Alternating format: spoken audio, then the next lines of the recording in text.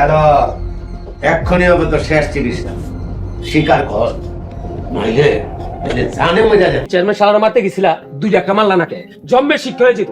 আরে তুমি শুরু করলেই তো শালাগো সবগুলোর আমি কুত্তার মতো পিটাইতাম। এই চুপ থাক, মাথা গরম কান পাটি তোরে খাইয়া হাত বানছস আবার মাথা গরম করস। ওই চেয়ারম্যান হলো গ্রামের মাথা, ওরে মারার লাগে মহেশ তেরে গেছে মারবার লেগে, মারা হয়ে গেছে।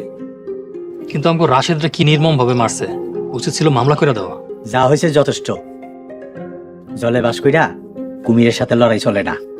মামলা হইলে চেয়ারম্যান বেশি হইলে 1 মাস জেল খাটতো। তারপর এই ভিডিও ফেসবুকে আপলোড করে দিবি, তারপর তোমার চেয়ারম্যান গিরি ছোটাও।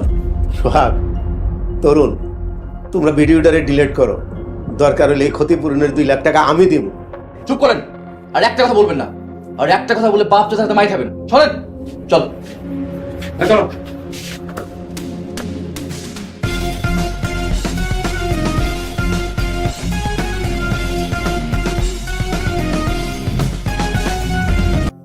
যদি কাজ না হয় তুমি কিন্তু শেষ।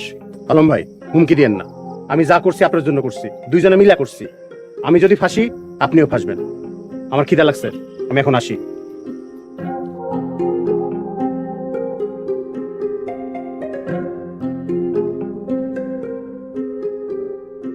শালা লিটনের বাচ্চা, আমার প্ল্যান যদি সাকসেস না হয় আমি কি জিনিস ওরে তুই জানোস না। আমার অরিজিনাল রূপ তোরে দেখ। ভাই, ওরা তো সংখ্যায় বেশি আসছিল। আর আমারে মারছে আমার দুলা ভাই। দুলা ভাই তো আমার মারতেই পারে, ব্যাপার না। এই হিসাবে তো কোনো কিছুই ব্যাপার না।